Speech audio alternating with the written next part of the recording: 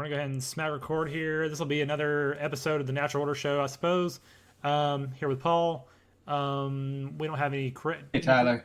we don't have any particular topics planned, but I know Paul's got some good stuff to update us on, so I'll let you take it away from there. Yeah, so a couple weekends ago, I went to this thing called the Third Eye Carnival. Basically, there's a few like podcasts, YouTube type shows that I watched that their host basically got together and threw a party for a bunch of like conspiracy theorists, and their crowd leans kind of more in like a libertarian, individualist, anarchist direction, Sure. whereas like my local networks, there's somewhere like between there and like further to the right. But basically, pretty good crowd. They're all pretty open-minded. They are aware enough of the JQ that we can have conversations with them about, some of the various conspiracy theories that they get up to. So I sent you some pictures. Go ahead and like pull those up. Show off the first like half dozen pictures of like the artwork from the show. Oh, sweet. Okay, let's see here. I wonder if I can. Will it let me just do this and then maybe like click through it? Yeah, that should work. Let's see here. Let's do a. I might just share my whole window. That'd be the easiest way to do this, probably. So let's go do plus window capture 3. That looks fun. Okay, so it should be up. So I'm gonna click on this first one. Oh goodness. Oh, there we go. Oh shit. Why is it? Hold up. It's pulling it up weird. I got it to change it. Ah, perfect. Okay, cool. So now it's on the screen. So I've got the Israel. Okay, Israeli guy. Israel stabbing the world with America while holding a shield with a swastika on it. So that's basically a representation of how, Israel both uses America as a weapon, the way that they used us in like the war on terror and the Gulf War, and they're kind of using us in Ukraine. And then using like accusations of racism and Nazism to deflect any criticism away from them. Yep. So that's basically what that picture represents. Which a funny story. I was talking to somebody at the carnival. Just struck up a conversation with him. We started talking about art. That one came up. He said he didn't quite get it, and I explained that symbolism to him. And the next day, I found out he was one of the judges for the art show, and he talked the other judges into voting for that one because he Nice. loved the symbology of what it represented That's a so good much. painting So, too. Like objectively a good painting. Yeah. oh yeah, it's really well done. But yeah, so that was my little contribution towards, waking the carnival up a bit, was just spreading the understanding of what that painting happened to be about. Heck yeah. Yeah, go ahead and go to the next one. Yeah, we got The like the they live. yeah, they live, obey. Very nice. So that was part of the Yep. art show as Yep. well, right? Yep. That's And pretty then dope. the one after that, the one of the like tunneling marmot. Basically, one of the morning shows, they have this running joke that like a marmot ran into CERN, and that's how we ended up. Like as the Large Hadron Collider was firing up. That's how we ended up in this crazy cartoon world timeline where like everything is ridiculous and made up. Wow. I like that. So that's yeah, the marmot Well, digging obviously through like it the ties into synagogue like tunnels is like the Jewish tunnels. Yeah, you saw like the mattress in the back and stuff. yeah, so there's this artist that does like basically marmot-based memes out of like all the big news stories You're that they right. want to make fun of. Okay. So that one's from her, and then the next one, you've got basically a picture of the dark occult forces building their puppet golems. We've talked obviously about the golem allegory before, and how the elite basically create fake control schemes in order to lead people around and manipulate us all. Mm-hmm. But then it shows people trying to pull people out of the darkness and wake people up, and that's what they're hoping that we'll do. Hell yeah. You can kind of tell they're, definitely not white nationalists, which some of the people that we interact with are. Yeah.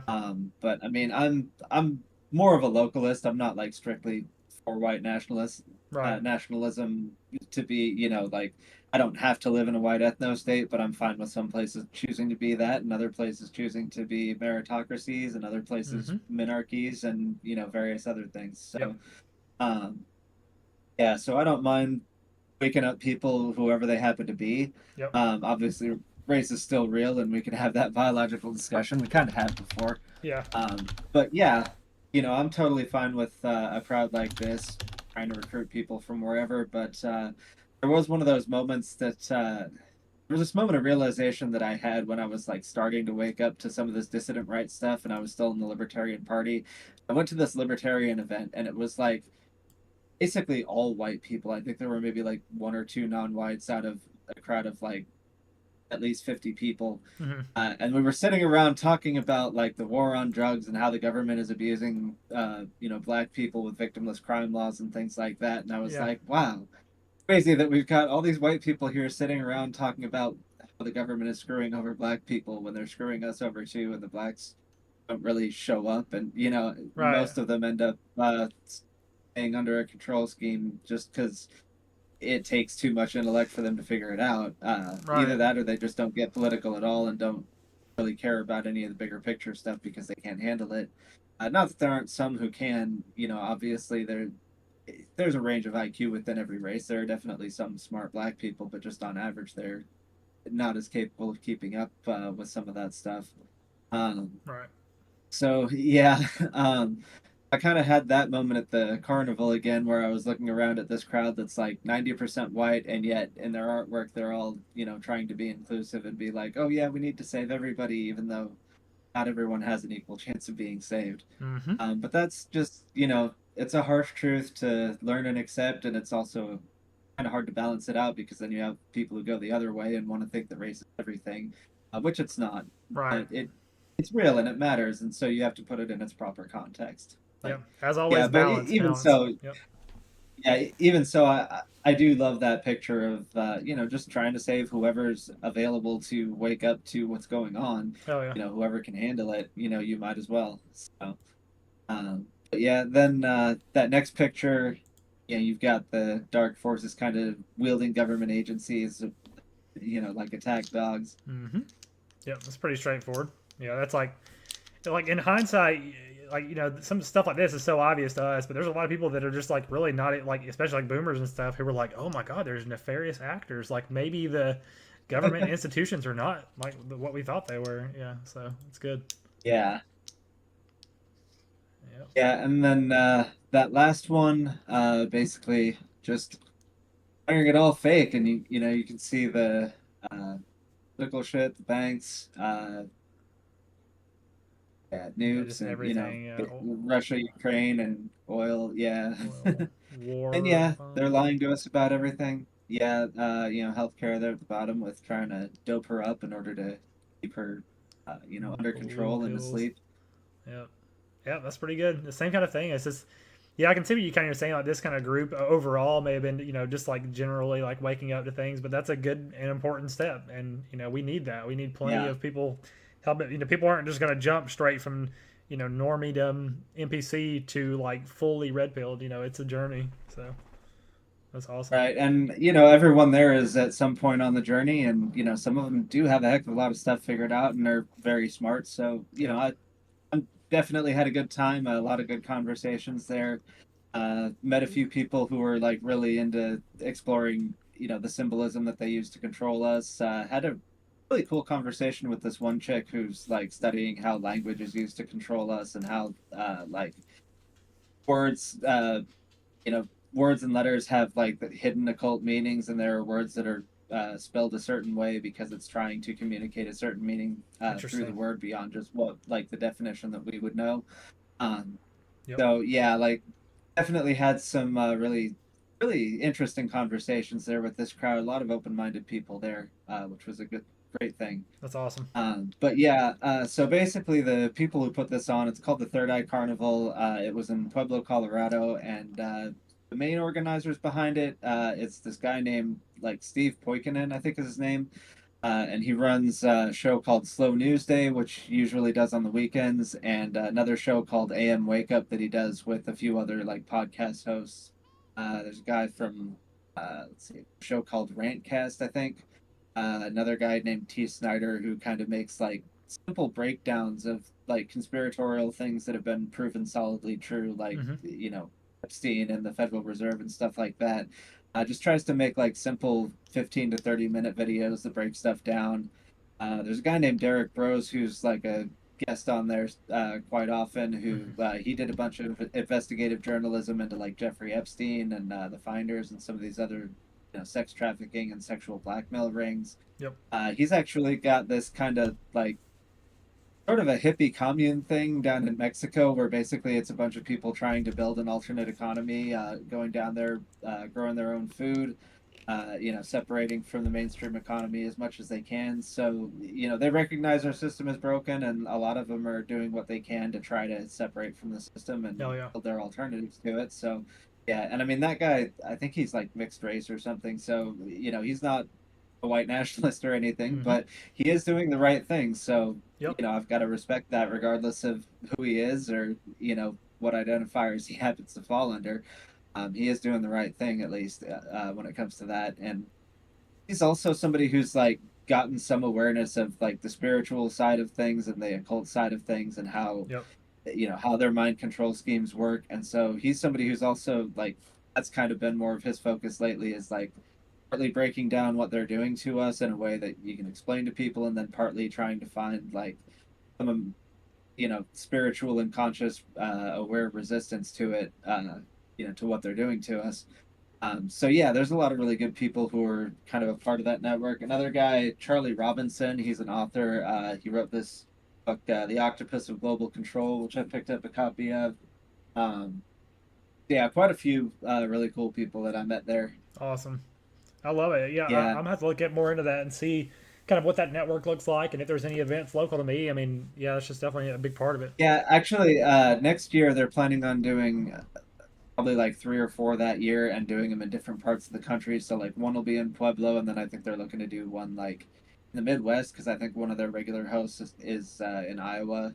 Which actually I should probably talk to him and see about meeting up with him. Yeah. Since I'm just a state over. And then they might be looking at doing one on the East Coast or somewhere else. So if you know a venue, you might even suggest a place because I know with you being from like the Propertarians, they're kind of a blend between or Natural Law Institute or Hmm. whatever. They're kind of a blend between libertarianism and like more right wing, conservatism and kind of like the dissident right type. Right. Um, so yeah, like with you having a little bit more libertarian leaning than some people in the so-called far right, I think you might actually get along with a lot of these people really well. Yeah, I'm definitely able to. I'm definitely able to kind of like balance and kind of work across the spectrum and so forth. Yeah, and like you're saying too, that's kind of what that's kind of a huge thing that this effort is doing. Like it's helping to bridge the gap, helping to move people along. That's what we need every step of the way. So Yeah, and one nice thing about the libertarian types is like since they don't really fall directly on either the left or the right, hmm. you don't end up with people who empathize too strongly with one side or the other, so they can kind of bridge the divide. So like, if there is anyone left on the outside, the non-mainstream left, like maybe Jimmy Dore fans or something Hmm. that would actually be useful. This would actually be kind of the movement for them. Um, Yeah. that they could come into and build some ties with other people who didn't take the vax, who know what's going on.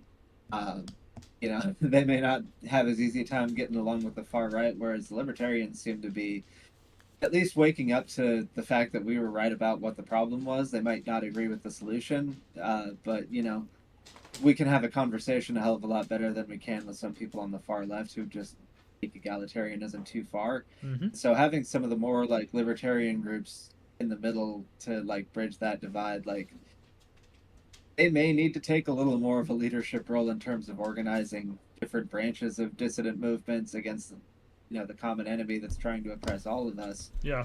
Um, Well, yeah, that. it's just a question of whether or not they can pull it off, since a lot of times libertarians behave like a herd of cats. But yeah, Well, go I was ahead. about to say like that's why like rather than just like a linear spectrum where it's like right wing, left wing, and libertarians in the middle, it's almost like a diamond because like that even though libertarians are in the middle, that's their problem is that they're just maximize liberty, leave me alone. Whereas it needs to be leave us alone. Like you need to, and they're obviously their ideology is antithetic to organization. So you're not going to find a lot of organization, and so that's why we do need something that's kind of in the middle, but not necessarily like what libertarians are trying to do, which is like a neutralizing, like individual. It's still individualism, so it's really more of like a diamond shape, and that's kind of where I, yeah, try to position myself is to be not a centrist, but trying to bridge gaps, like trying not to over polarize, find balance, that kind of thing. Right. Yeah. Definitely not over polarizing is something that we need to work on as a movement because, you know, once you get outside the mainstream, sometimes is easy to just like run as far as you can in whatever direction you're going and end Yeah, up so far away from everyone else that you can't actually find other people and work yeah, just together. like red It's versus the blue, purity. like join one of the teams and hate the other team. I mean, that's kind of yeah, that's easier, that's for sure. So it definitely takes work, and that's one of the fundamental problems that people, simpler minds just want to choose sides. Black and white, red and blue, like yeah, Yeah. Well, and when you think of like the far left, the far right, and then the like far libertarian, I guess we'll call it. for libertarian. Um, That's funny. yeah. Well, basically, each of those groups has like a couple of strengths, but a big weakness. So, Mm-hmm. the libertarians, they tend to be very capable and competent people. They're capable of taking care of themselves. They're independent and self-sufficient. Mm-hmm. That's one of their strengths. Uh, they're willing to work in like a reciprocal but like transactional way with people who are very different from them. But their weakness is they don't tribe up very well. They don't do Mm-hmm. a very Yep. good job of building those close bonds where they really have each other's back and it's not just the occasional exchange. So they can make, their loose alliances with people all across the spectrum, but they can't really get together as a group to accomplish the kinds of things that you need more than one person at a Mm-hmm. time working at to actually accomplish. They have a lot of trouble with that. Maybe they can handle it at like family level or a very small level, but you can't get like 100 of them together to do something productive very often. Nope. Nope. But then you've got the far right who like again pretty competent like on the individual level. They're very good at working together in that small scale tribe of like anywhere from a handful of people up to a few dozen or a few hundred or in some cases maybe even a few thousand in larger networks like Proud Boys or Patriot Front or Active Club or one of those Oath Keepers, one of those types of groups. They can definitely get together in that scale. But then when you try to get them to work together with other groups outside of their own tribal group, that's where you tend to have all this Purity purity spiraling. Yeah. spiraling and infighting, and like you can't even get different like nationalist groups on the far right to work together Yep. for the right to have our own different nations that do our own thing, Yep. let alone get them to work together with people of other races, of other ideologies, to be like, well, we want our space and we want to do our thing in our space and you want to do your thing in your space, and there's this group that's above us that's preventing all of us from doing what we want with our space, Yep. whether it's ourselves as individuals or as groups. Why don't we unite against the actual corrupt overseers, the people who are Mm-hmm. really disproportionately Jewish for some reason? Yep. But yeah, that tends to be the far right's problem is they can't really ally together with groups outside their own. Whereas the far left, that's probably their biggest strength is that you can get a whole bunch of people who have completely different interests. The trans people, the non-white racial or nationalists or supremacists or advocates or whatever you want to call it. The BLM and Antifa types. But yeah, you can get disabled activists and all these different groups, and they all work together at least to an extent to accomplish common goals. Um, Whatever group they happen to be in, they tend to behave, very tribally in a cooperative manner within that particular group. Yep. But as individuals, most of them are really not worth that much. They tend not to have a whole lot of real life skills. They often end up in that kind of a movement because they're mentally ill or they're disabled or there's something Mm-hmm. really wrong with them that's preventing them from living up to the same potential as everyone else. So even when they do get together as a group, I mean, they can smash things. They can have a riot, but they don't really manage to do a whole lot other than protest and riot in terms of actually building something. I say that as somebody who marched with Occupy people like a decade ago and saw them try to do community gardens and projects and stuff, and like the further people were to the left, the less useful they tended to be when it came to doing things like that. And some of them tried really hard and still It reminds me of didn't Chaz. really Yeah, accomplish much. the fucking Chaz Gardens. Yeah, that pathetic Chaz Garden and like a group that's so incompetent that they shot their own supporters. Like that's what the far left does. And hey, they got together as a big group and they did something. It's just what they did didn't really amount to anything. Yep. All right, have returned.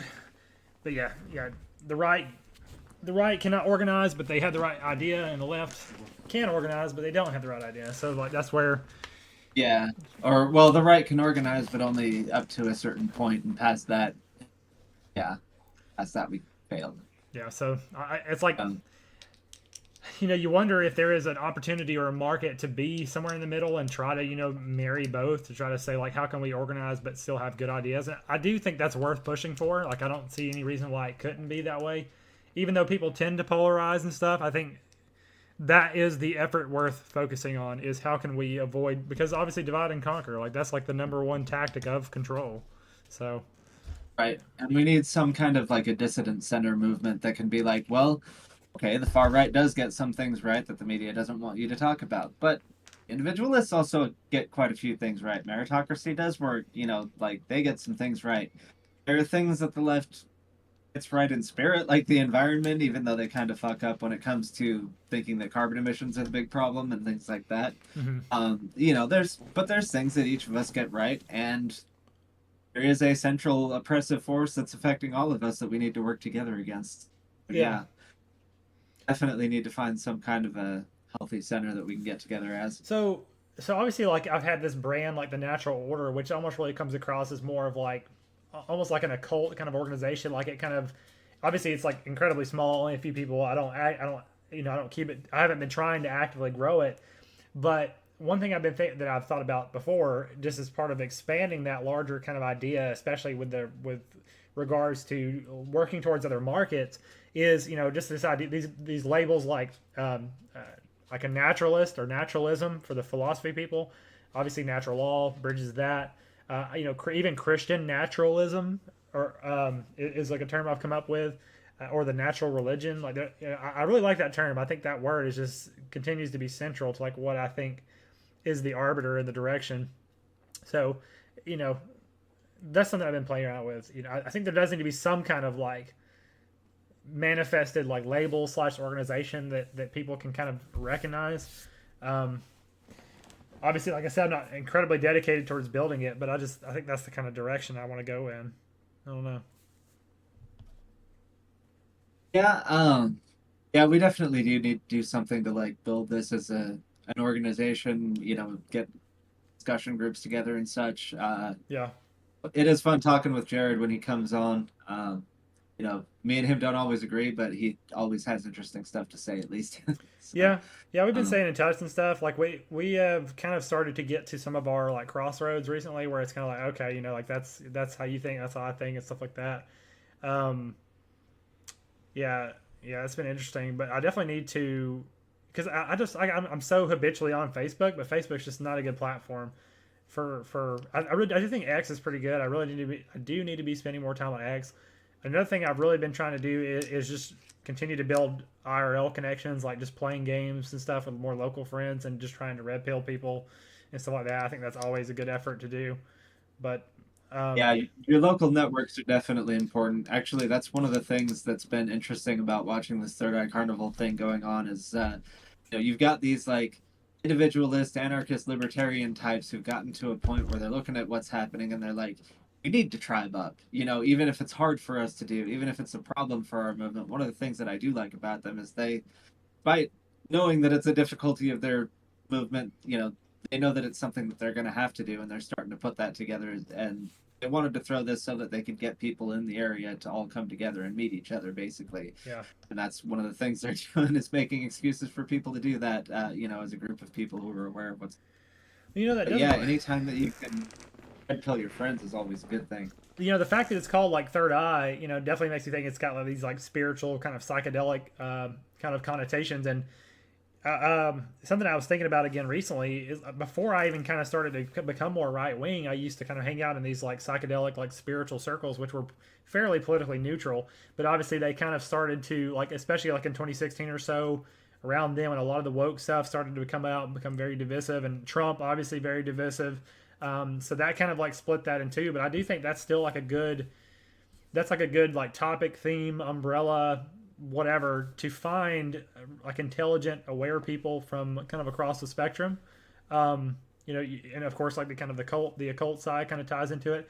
Of course, like overall, that's going to be a little bit more obscure, but that's a good. I think that's a good building block. It's one that I've wanted to reestablish ties to. It's just one of those things like psychedelics. You know, that's obviously like a whole topic.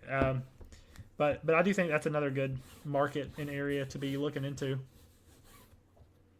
Yeah, definitely. Like there is a spiritual aspect to the war that's being waged against us, and so we do need people who are, exploring that, and preferably people who are kind of thinking outside the book and not just going for mainstream religions, but actually doing like, like even if you are going to fall under, Christianity or Islam or some other mainstream, religious movement, at least like read the Apocrypha and like, think about things that are a little bit outside the norm, as far as religion and spirituality goes, because obviously there is a war on to control our minds, and there are things that they keep out of the mainstream, Mm-hmm. just because understanding them would be good for us. There's actually a story I heard on a podcast by this guy named Mark Passio, who actually has this like seminar on natural law that he does that you might be interested in, but he is more of a like individualist anarchist type. But he told this story of like there's this logic system from ancient Rome called the trivium, where I think it's something like start with knowledge as a foundation, then use like intellect to like deduce from the knowledge what the proper course of action is, and then you take wise action in order to sort of apply your understanding of Mm-hmm. that knowledge Yep. into real life. And so, that's a process that they teach people how to logically go through these steps of figuring out what you should be doing and how you should be doing it, and then take the steps to act on it. And he caught one of his, I think it was one of his centurions teaching a slave that logic system, and Caesar freaked out on the guy and was like, "Don't you dare ever teach the slaves how to think! I will beat you to death if you teach the slaves how to think." And it really says a lot about the system that we're in now that teaches us what to think but not how to think. Mm-hmm. Like basically you read that story and you realize, okay, yeah, our education system is set up to mentally enslave us, to keep us thinking a particular way rather than learning how to think so that we can figure out for ourselves what we should be. Yep. Yep. Definitely something we've reiterated multiple times, and a lot of people, obviously, like almost everybody's picking up. That's one of those ideas that's really part of the Overton. Is like everyone's like, oh, the education system is definitely not out to serve us, and it's it's out to do the opposite for sure, like plant negative ideas. Um, yeah, so that's definitely gonna be a big part of it. Like, how do we take back the education system, or just look for alternative ways to do so? I mean, like, and that's where we have the internet, so that's a good starting point for now. Um, Yeah. heck yeah. Oh, and speaking of like local networks, actually, this afternoon I went out shooting with my local right wing pagan bros. Yes. Heck yeah. I So wish I could say I yeah, had that that. was a good time. I wish I had local. I guess I've got some traces of it. I just need to work on it a little bit. Yeah, Uh, they're a good group of guys. heck yeah. I like that too. That's a good activity. Um, yeah. So I just took it. So actually, I lost my job, or our whole team got let go like a month ago. And well, let me Ooh, think. Well, they let me know like a month ago, and it actually ran out on the 12th. And so I've been like, that's how I've been focused heavily on like, looking for a job. And the new job I found is apparently like pretty Christian and organization. And I was like, well, I mean, I'd much rather be that than the other way. But you mentioned like the Apocrypha earlier, and that's something I've been thinking. I saw some references to the Book of Enoch again, and Dead Sea Scrolls, some of mm, that stuff. Yeah, it might be worth looking into. Just because that's another avenue. Obviously the Christian movement is still just especially on the right wing, is just a huge part of it. And we've talked about it a lot about like I wish we could just get past it, but we're probably going to have to try to work with them to an extent. Um, I was going to mention yeah, if too. you want to start some interesting conversations at work, just yeah, bring in a copy of the Book of Enoch and read it at work. Yeah, I mean, unfortunately, like most Christians aren't like even they're not intellectually engaged to start with, so it doesn't really matter. Like they're just kind of like going through the motions and stuff, which is fine. That Yeah. reminds me of a. So I have another friend he's pretty aware of what's going on, fairly aware of what's going on, but like I had said something about like there's a correlation between IQ and religion. Like the lower IQ, the more likely you are to be like like just baseline religious. Not like philosophical or whatever. And he just like blew up over that. He was so mad, and we just had this whole conversation about it. But what was I gonna say? Oh, so the whole I think it's been fairly recently that the AFPAC thing happened outside the CPAC, and like Nick Fuentes and them, Mhm. and Lucas was it Gage or Cage or something like that, and Yeah, Jake Shields and some of those guys are all, and Keith Woods was there, and Sneeko and stuff. Like that was an interesting turnout. Like as far as like significant like alt right kind of events go, that was still even though their venue got pulled out from under them, they still like just did some like ad hoc events outside and stuff, and it like was pretty impressive, you know.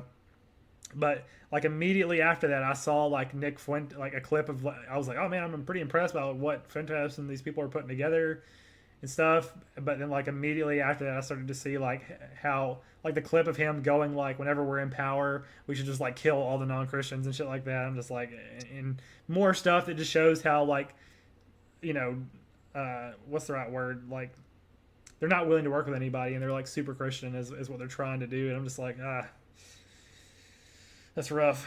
Like, but at least they're anti-Israel and they're still they're still aware of the JQ. But yet it's just like not that much better. This is my concern. But yeah, it kind of reminds you of like Darth Vader from our Golem video, where it's like, he hates his master, but he still ends up serving his master and fighting his master's enemies because he hasn't put together yet that he needs to do something in order to change things. yeah, it's funny you said that because like I just watched the Star Wars like the 1, 2, 3 episode 1, 2, 3 recently, and yeah, there were definitely some like weird. There were some weird things in there. I'm trying to think of what I made a post about a couple of them. Um, I'm trying to remember. Like it was pretty. Like, okay. One big, and we don't have. This is like a whole. This could be like a whole tangent. But I'll just mention briefly. So like, Palpatine. And I know you like. I know we've done some segments on movies and stuff, so you're probably interested in this. But so Palpatine tells Yeah. Anakin that about Plagueis. He just tells him a story about Darth Plagueis, who like understood about life and death and was able to like manipulate it, and that's how he's saying the power exists to save your life and stuff. And then so like that put the idea in my head because obviously like Qui-Gon talks to Anakin's mom and she's like there's no father, and it's just like he's like the greatest force being ever seen and shit. And so you're like it's a very plausible theory that like Plagueis like somehow used the force to like knock her up or whatever. Like I'm like that's very, but then online everyone's like no, it's canon that he was just born of the force to bring balance because it was like out of balance in favor of the Sith, maybe. And some people are saying maybe it was out of balance in favor of the Jedi. And so, because like the whole theory that he was like born to be against the Sith does not track. Because like obviously he has no dad, he wasn't raised as a Jedi, he was a slave. His mom died, his wife died. Like if the Force is some kind of power of destiny, then it sounds like this was destined all along. It just I don't know. I just didn't like that. So anyway. Yeah, so I guess the theories that I've heard on that one, as far as why the Force conceived him, it like Vegas and Sidious were doing some kind of like experiment to try to like twist the Force further to the dark side, and then the Force responded to that uh, Hmm. by having Anakin be conceived, I guess. So okay. But then, yeah, but the Force did see like the Jedi as being a sort of like corrupt and decrepit institution that needed to be overthrown and replaced with something fresh and new. Hmm. And so that's why it had him wipe them out, but then, at some point wipe the Sith out to basically have a great reset, more or less. Anakin, the Great Reset. Yeah, that's really Yeah. interesting. Yeah, and obviously that's a big thing about Star Wars. It's like this whole like extreme polarization where it's like you're either like absolutely evil, hatred, and whatever, versus like you're basically like a monk who like can't have any desire at all. It's like surely there's a middle ground here, guys. Like that's why I like characters like Revan and stuff who have been more of like gray Jedi's or like switch sides or stuff like that. It really fascinates me a lot more. Yeah, people who can like explore the extremes of both poles and then find a harmony between them. Yeah. Which I actually found out I was looking up like lightsaber color meanings again, and apparently purple is supposed to be like a you dabble in the dark side. So I guess they're in theory that Mace Windu had some kind of something. I don't know if it ever goes into Yeah, something detail. about his lightsaber style, like he uses the dark side, but he doesn't let it control him or Right, something right. like Which I that. think is pretty cool. I like that. Yeah.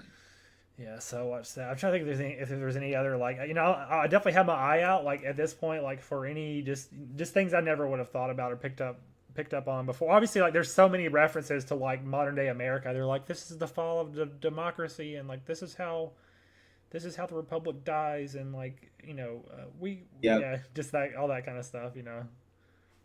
So speaking of which, what's your theory on the Trump assassination? What do you think was behind it? Yeah, I did write that down. That's definitely worth talking about. It's like as far as a recent event. So, obviously the whole the how it played out is just incredibly fishy. With like this, I posted some timestamps the other day where it was like they identified him as like a suspicious person like an hour in advance. They saw him on the roof 20 minutes in advance. They even after Yeah. he started shooting, they took them 11 seconds to identify to like target him and an additional 15 seconds after that to kill him. So I'm like, that's like just wild. So yeah, that's just very suspicious. So I definitely am definitely thinking that the Secret Service there's some kind of inside job. Obviously, like the left is like it was a what they it was staged. Like Trump didn't even get Hmm. shot. It was all staged. Like like what? But there was literally a dude in the Honestly, crowd who got shot. Like, what are you talking about? That's like the most retarded honestly, thing I've ever heard. I'm kind of on their side on that one. I think the Okay. entire thing probably was staged. As far as the guy who got shot in the crowd, like there have been multiple shootings prior to this where they've had somebody with like a blood pack rigged to explode, basically. And you can stage a shooting like that in real life I don't if you're know. That trying dude's to. the first eyewitness like interviews after this dude had blood on his shirt. He was like the dude's brains were everywhere. Like he saw it. The daughter of the guy made post. Like I think that dude is definitely dead, and there's other people injured. Like I don't know. I don't know. That's Have we seen actual photos of the body? uh, I don't know. I've seen blood on the bleachers. Okay. Yeah, I haven't yet. So I mean, it does open the possibility, but like that's a stretch. That is definitely a stretch. Yeah, That's because like I know Alex there's Jones, things Sandy there's Hook, fake actor kind of thing. yeah, which I don't. Having watched a few documentaries on Sandy Hook, I'm also of the opinion that that one was a faked one as well. Okay, so Um, let's assume that yeah. somehow this guy in the crowd was staged, or I mean, it's Well, possible he was actually shot as part of the whole cover up. I mean, that's sure. possible. It's Uh, possible. It's also possible, like he may have actually been the real target of the hit, and they just had like Trump's injury be staged, basically. But like, if there was somebody else that the deep state had to take out, and that that person happened to be at the rally, they may have said, "Okay, eh, let's pull this incident here. We'll fake what happened to That's a Trump, but we'll stretch. actually I don't kill this know. guy." That's a stretch. That's I mean, it's possible, but that's getting even farther out there. Yeah, I mean, also too, like I mean, Trump. You can see the picture of Trump's ear. Like it was clearly shot. Like it wasn't. Some people were saying he had like a razor blade or something and just like cut or something. Like, what do you think about that? Like, it looks pretty clear to me that he was shot in the ear. well, so when the bullet went off, like the Secret Service dove on him pretty quickly afterwards, so you didn't actually really see blood coming out of his face until after like the Secret Service got on top of him Hmm. for a little bit and then he came back up. So they would have Sure. had time to, have someone in the Secret No Service be way. like, okay, cut his No ear or something way. like No that. way. That's I too mean, much. That's too much. That's like flat Earth. That's like almost like flat Earth tier. Almost. Almost. it's possible. I mean, look, if this was something that they had time to plan it out ahead of time, they could have been ready to do that if that was the intent. But Like, yeah. Okay. here's the way I'm looking at it and why I ended up there because I'm looking also at what the alternative Sure. possibilities are. So option A, the basically the mainstream story that they're telling us is the Secret Service did such a bad job that this guy was able to just walk up to a nearby building with a ladder, Hmm. climb up onto the roof, sit up there for 10 minutes or at Sure. least Yeah. before taking the shot, and it took him forever. So that option seems either the Secret Service is incredibly incompetent to an extreme that wouldn't even be possible, or they intentionally let this happen for some reason. Yes. Yeah. For them to intentionally let this happen for some reason, there would have to be some kind of subversive force behind the scenes that wanted a hit to take place. Right. That's option two, is that the deep state or whoever, some kind of force wanted to take Donald Trump out, hired someone to do it. If they were going to do that, why would they not have done it JFK style with multiple shooters, with the one patsy up there up on the roof, another shooter, sharpshooter somewhere else, further away, different angle, whatever, taking shots at the same time, Hmm. while they're distracted by the guy on the roof? You got the other shooter actually taking out Trump. If this were some actual dark conspiratorial force, they would have the resources, they would have the knowledge, they would know that if they're going to do this, they need to succeed, and they need more than just the one guy on the roof. Mm. And you wouldn't have just had him have an ear injury; he'd be dead. Mm. Like the chances of him being able to live through a hit by somebody who's actually serious about this, serious enough to get Secret Service to allow it to happen, Mm-hmm. they're going to be serious enough to send multiple shooters. They're going to be serious enough to make sure that they actually get him before they take out the patsy shooter. Mm-hmm. Yeah, I mean that's a good point. Like you do wonder why it didn't play out better, or sorry, like why they didn't. If they were intending on killing him, then why was it such Better a for sloppy them, job? not better. Yeah, like Yeah. why was it so sloppy if that was the case? Like you got this, yeah. So that is good. That is, I mean, that's like a fair line of reasoning. Um, The other thing that pointed to it being fake is like that one female Secret Service agent who's like trying to holster her gun half a dozen times before she like can't even handle taking her gun out and putting it back into the well, holster. to me, And like that's in more order, evidence of like that's more evidence to support the incompetency rather than to support the fakeness. Like, like that's just but her is the being. Secret Service is the Secret Service really going to be that incompetent? Are they really Yeah. going to have Well, that's what that's the like whole. DEI hires that are? Yes, that's the whole thing about that. That's okay, and so this supports the idea that well, potentially that there's incompetence, and then there also could have been an intentional incompetence at some level.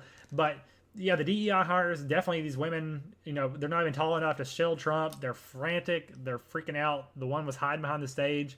Like that shows me that's just like incompetence. Like that's not even intentional incompetence. Like I doubt they knew.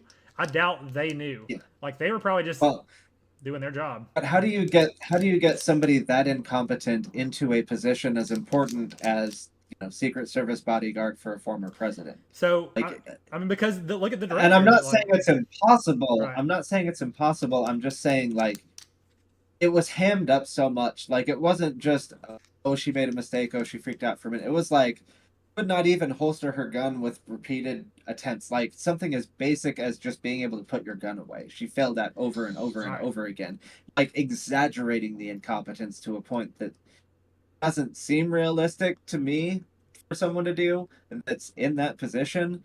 But it is something that if you're trying to ham it up, if you're trying to act it up and make people look at this and go, wow, that person's so fucking incompetent and make memes about her, that's how far you're going to go with it. So Yeah, if this is an that's too actor deep. trying to play the part, That well, like here's the thing: if you were trying to fake it, you would have someone act like that to make the Secret Service look that incompetent, so that way it looks realistic. that's just too. That's too much. That's like 300 IQ, like 5D chess, like things are not that orchestrated, and that's something we see a lot of evidence of. Is like you're saying like how could someone so Well, incompetent get to this position? Like, are you kidding? Like, look at how many people are in government that are not qualified to be there. Look at all these people that are just there because they're trans, because they're women, or whatever. Like, the director of the Secret Service is a woman who's like obviously like involved with Biden and all of them. Like it's like honestly I could say either way. Either they intentionally hired incompetent people, or they're just trying literally just being DEI hires that are just incompetent. And also, here's the thing too. Like, there's obviously competent Secret Service members, but it's like there's different teams, and they could say, hey. Like, if you remember, the Democrats were trying to remove Secret Service coverage for Trump at all since he wasn't a president and stuff. And so they could say, okay, well, if we have to give you Secret Service, we're going to give you the shitty ones, or whatever. So I could definitely see that. But I don't know. The idea that she was like you think that actor, the one that, or you think that the woman who couldn't holster a pistol, like you think that like she was literally like intentionally doing that, like she was intentionally fucking it up. Is that like that's how you lean? yeah, that I mean, here's the thing: if it was a real hit, he'd be like by an actual secret entity or whatever, he'd be dead. If it was real incompetence, like the level of incompetence that we're seeing just seems like too much. And even you were pointing out at the beginning, like the length of time that it took them to, to respond to the shooter after he was pointed out to them, the length of time that it took for them to do something even after he started firing. It's to such a like you had people pointing the guy out on the roof 10 minutes before he started taking shots, and they didn't do anything. They didn't get the president off the stage. Mm-hmm. If this was an actual shooter, like even if some of the people there were incompetent, was the entire team so incompetent that they couldn't get Trump off the stage 10 minutes after a shooter was spotted? Like, is that a realistic level of incompetence, or is that something that's so unrealistic that it could only happen if they were intentionally trying to make them look that incompetent in a stage event? Well, one thing I've heard, like, yeah, it is said that they identified him on the roof. That doesn't necessarily say they identified him on the gun. And also, like Jared was pointing out, there could have been like a thing where there's different teams watching different areas, and they were like, "Is this your guy? Like, is this a stranger? Like, who the fuck is this?" There could have been some of that. I don't know. Like, I definitely lean away from that. Like, I definitely lean towards like they saw him, saw he was a threat, had him in scope and all that stuff. But like the director, whoever was telling him not to. But one thing that's weird to me, like I'll talk about the idea that like if you think they really wanted to kill him, they would have done better. But I guess as part of that, like the fact that even if they had killed him as a result of this, like in the way that it played out, if he had just like if Trump had not turned his head at that precise time, right? Well, assuming the bullet was flying, um, like if Trump had actually died, the fucking blowback for this would be like 10 times worse. They'd be like, who was watching this roof? What was going on? And obviously, so their shitty narrative and their shitty handling would be like even worse. So like you said, like I was saying, if it was intentional, like if the CIA or sorry, the Secret Service was trying to set this guy up and get the Secret Service to like basically not do anything, and then he kills them, like that's just not a good. Like it's kind of like what you're saying. It's not good coverage. Like if they wanted to do it, they would have done it better. I don't know though. I don't know. I don't know. It really could just be a combination of incompetence and a lone actor. Like the dude could have just been. I mean, we see incompetence all the time. Like it's not that far out. But another. Yeah, I'm not going to say that incompetence is impossible, but keep in mind this is Donald Trump that we're talking about. This is a guy who, is in the WWE Hall of Fame for being a pretend bad guy on TV. I mean, Yeah, this is somebody who, like The Simpsons predicted that he was going to run for president a decade before he did it, and so did multiple other works. right. Someone who was chosen to play a role, who was chosen to play a part on TV in essentially a scripted political drama as they manage the collapse of our empire. Right. And so, like, the idea that they would stage an event like this, I don't think that it's outside the realm of possibility that they would put on some kind of theater like this Okay. as part of the attempt to change the narrative basically in the country. Okay. That's okay. So that's the kind of direction I want to head. I think so. I think well, we've been kind of talking logistics, but I want to kind of move into like what we think like in terms of like the ramifications of like what this event caused and how that may have been a part of the intentions. But I want to say one more thing. Just looking at some of the like reactions of people, like look at Trump's reaction, look at the Secret Service reaction, look at the crowd reaction, look at like when you're seeing this footage, like to me that like I cannot see anybody acting that well. Like you can tell that they are in that situation where they don't know what's going on. They're frantic, like they're like looking back and forth. They're like, "What's going on?" There's panic everywhere. Like I have a hard time thinking that any of them are even Trump too. Like Trump has like literally turned his head last minute, starts to feel his ear. He's like, "What's going on?" And he kind of like drops to the ground. Like, and even at the RNC afterwards, you can tell he's like emotional. He's flustered. He's like more religious now, sort of. And it's like, huh, like it seems real. Like so much of it seems real, just at like a visceral, intuitive, like person to person. I'm reading your body language kind of level is also a piece of the evidence for me. Mm. And I mean, there may have been people in the crowd who, legitimately did not know what was going to happen, and that legitimately was their panic reaction. But there are also some shots of people in the crowd. Like there was one lady who was sitting behind Trump who seemed to like be watching and expecting something from the shooter's direction, like before the shots were even fired, reacted Yes, I've before seen any that. shots were even.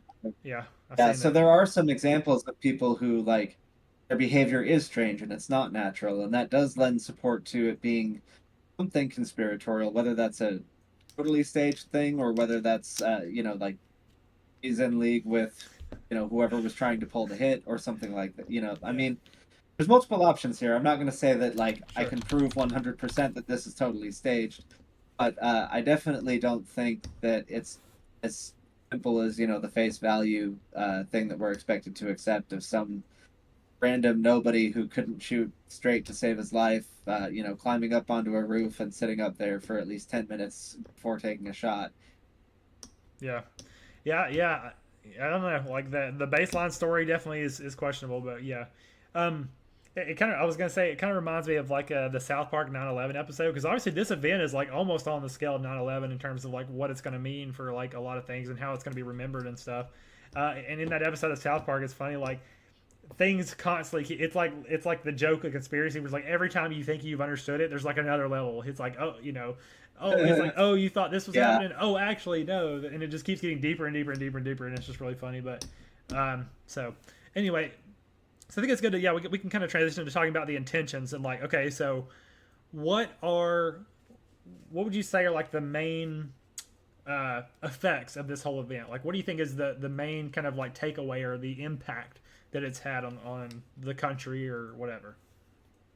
Well, so you saw the picture of Trump like standing in front of the American Of course. flag, defiantly raising his fist in the air with blood all over his face. I mean, that's basically the picture of the election right there. Yeah. So if this was something staged or orchestrated one way or another, it definitely had an impact in terms of giving people that real visual image of, Trump as a fighter, as a survivor, and especially that coming right on the heels of a debate where Biden completely embarrassed himself. Mm-hmm.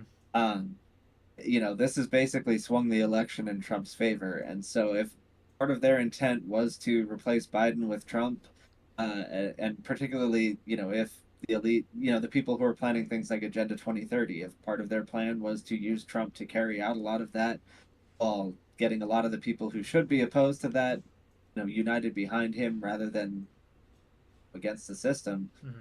Um, if that's part of the plan, then I think they've done their job. I think that they've given America, this picture that's going to hit people at a visceral level, that's going to bring a lot of supporters back into the fold, that's going to unite the country around this guy. Um, and so, on some level, it does kind of worry me that if that's the plan, then they've basically succeeded at it.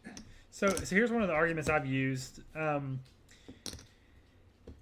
Why would they need to go through all this trouble? Like Trump was already going to win, is my perception. Like Trump was already going to win. Like Biden was already obviously already shitting himself. Like even if they try to do some kind of switcheroo bullshit, like I feel like Trump was already going to win.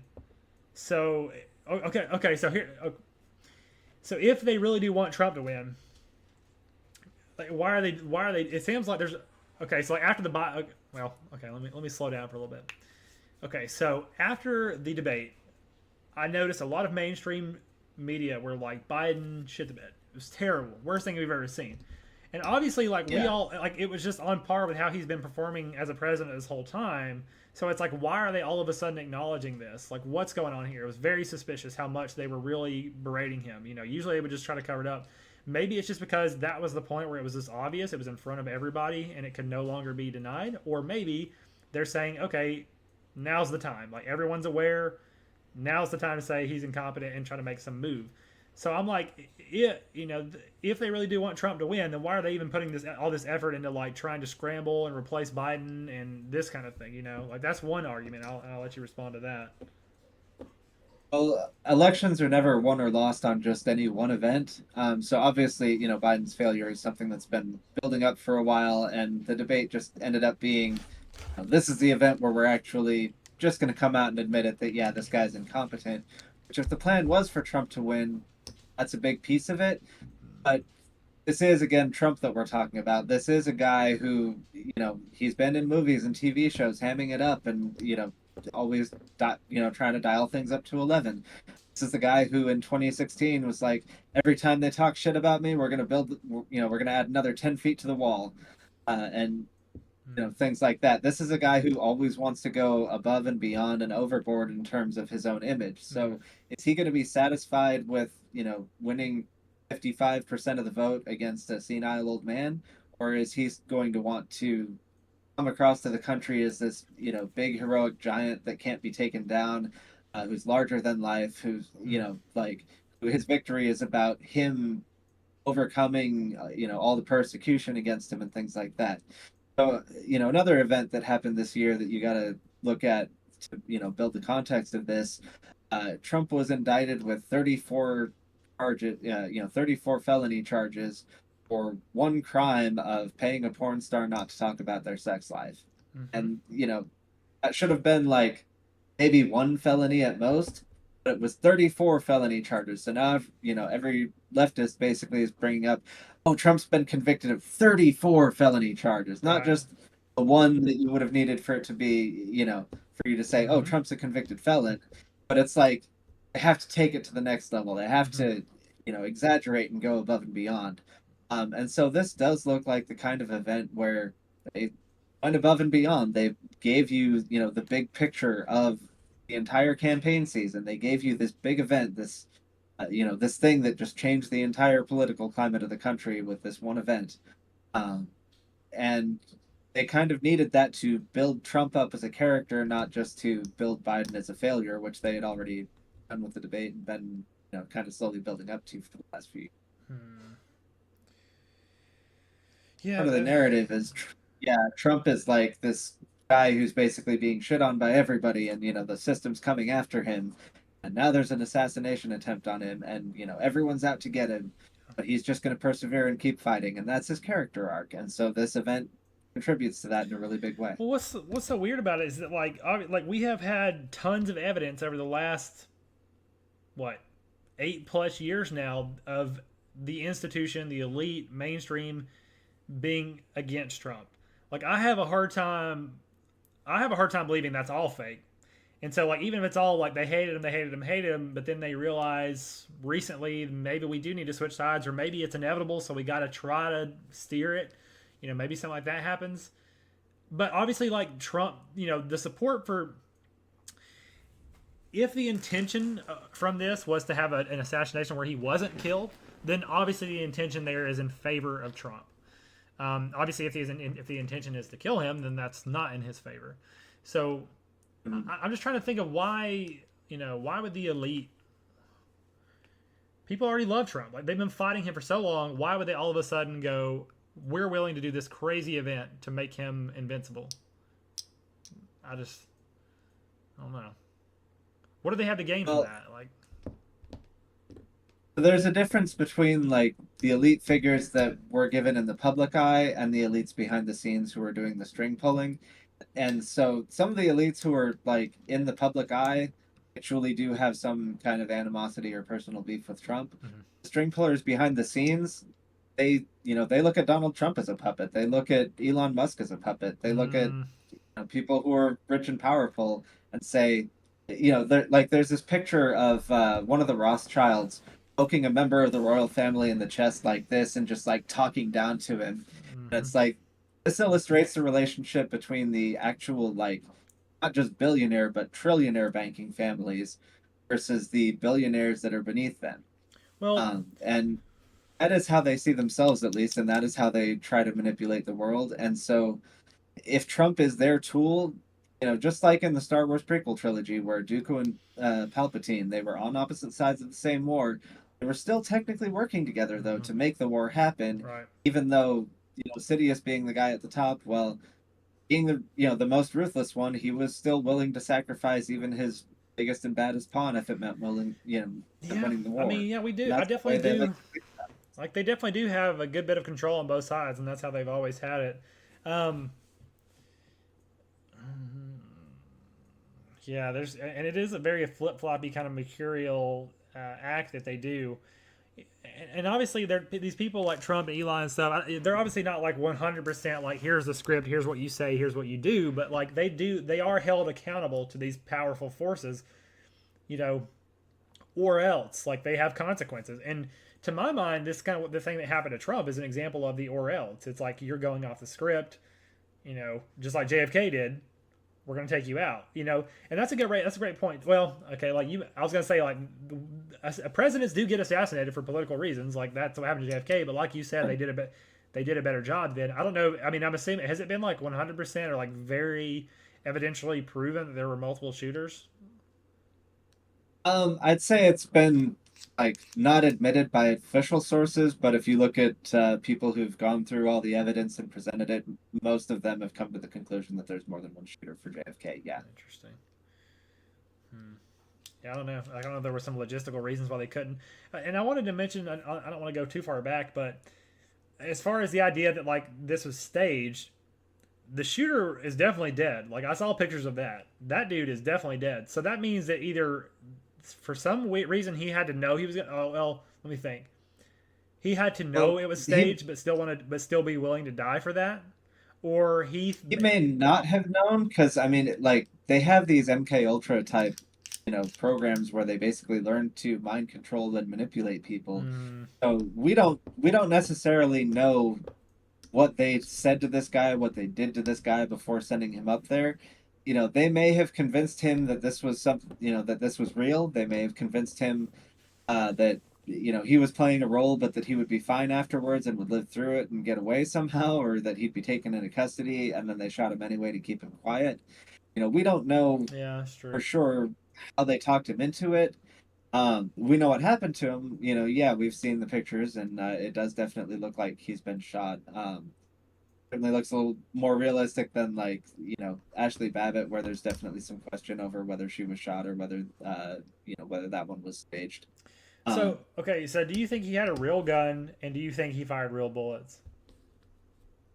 I think more likely they gave him like if this was a setup, they probably gave him blanks. Hmm. Um, it's possible that they gave him a real gun, but they like altered the sights or something just to make it, so okay, we'll sacrifice some random person in the crowd, but not Trump Hmm. himself, and that's possible. To be honest, I don't know. Um, Yeah. there's multiple possibilities there. Yeah. Hmm. That's true. That's true. Well, regardless of what happened and what the intentions were, maybe we'll find out in time. But like, we are still left with the same ramifications, which is like a lot of bolstered Trump support for Trump. Um, Mhm. you know, very very good chance that he wins this election. I mean, he already had a very good chance, so it's like a 99.9. I mean, really, the only thing I could see possibly happen is either another steal, which is seems unlikely since they pretty much did that last time. And everyone's going to be like double, triple, quadruple down on that shit, and then Yeah. or they try to swap out Biden for someone who actually might get support. I don't see Kamala actually. I mean, some people might go, "Oh my God, black woman president," even though she's retarded. Like maybe, or Yeah, maybe. I don't think Kamala's actually popular enough with Democrats for them to think that she's a good choice. Like, Yeah. if they were actually like the people who actually want the Democrats to win the election and not just the people who are following a script or whatever, Mm-hmm. I think they would probably rather have like either a Michelle Michelle Obama or Obama. Yeah. find like a Cory Booker or somebody like that, somebody who's charismatic, loved by the base, can at least get some excitement from their base that they're not getting out of Biden and definitely wouldn't get out of Kamala. Um, I don't think it's necessarily unrealistic for him to be replaced. But if we do go to the general election with Trump versus Biden, then it means that they're probably going to like stage an attempt to steal it, but then have Trump win anyway as sort of a pretext for then cleaning up the electoral system, but also implementing things like digital voter ID and like digital government ID in general that they want to use to track people and control people, where they need a narrative that gives them an excuse to do it, and that might be the excuse that they use in order to do it. Yeah. And I'm sitting here thinking that like Trump really is definitely not that much of a threat to the institution, to the banks, to the real power pullers. Obviously, he's like pro-Israel, and like his VP, Mhm. his fucking VP. Like, oh my god, like what the fuck? Like this dude is literally like anti-Trumper. He's like, let's go to war with Iran. Like what the? And he's got ties to banks and investment firms. Like it's just like Yep. I can't even I can't even imagine Trump actually wanting that. I think Trump had to kind of make concessions, like everybody around him and whoever he feels beholden to. It must have been like, yeah, this is the move, because obviously, like VP is a big thing. Like when you choose a VP, you're almost basically choosing a potential president for the next, in the future. And I'm like, what the fuck is this? Yeah. So much suspicious around this guy. He was at Yale, which is like a known connection to like Skull and Bones. He was like had this movie made after him, even though he's only like in his 30s or some shit. Like, what the? It's just so fucking so weird. Yeah, there's a lot of weird conspiratorial stuff there. The weird thing that just strikes me as something odd that they just had to throw in there is like Vance and Pence so similar as far Mhm. as last name goes. You Yeah, know, like that's funny. 3/5 of their last name is the same letters. It, Like regardless of whether you had to pick a a deep state shill or whoever you had to pick to be your VP, did you have to pick the guy whose name sounds almost exactly like the last guy that you think stabbed you in the back? yeah, just probably like really trying to. Well, that's a good point though, because like yeah, I mean, Pence probably has a bad taste in the mouths of every Trump supporter. So I was almost gonna say like they chose that name because they're trying to stick to familiarity and like what people are used to, but honestly, like they should really try to get away from that. Yeah, it's tough. Yeah, It's tough because they're all about make it great again, like stick to tradition, but they're also they do need to reinvent a little bit. So, I yeah. So it's a weird situation. yeah, Um, I guess we'll see.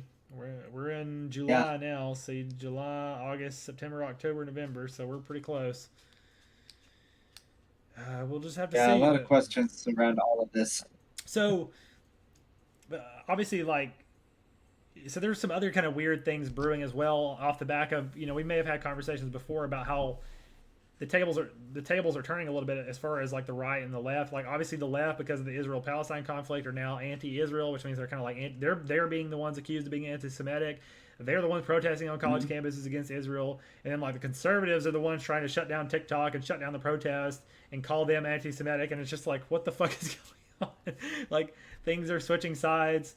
Um, uh, and then like I heard that Microsoft like kind of cut back or fired a lot of their DEI people. I saw some article about that was saying that like big tech is like supporting kind of leaning towards Trump. You got Mark Zuckerberg saying that the photo is badass.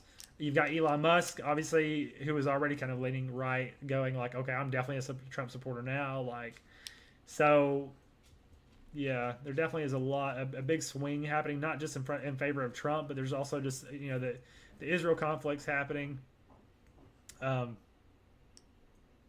and also just the fact that the RNC was like so fucking woke, like they had like this like mixed like tattoo face porn star. They've got like the one Indian woman singing or whatever. They've got just a lot of woke stuff happening there too. It's almost like they're trying to make that the new woke party. It's like what's happening? It's crazy. Yeah, yeah. That whole thing was weird.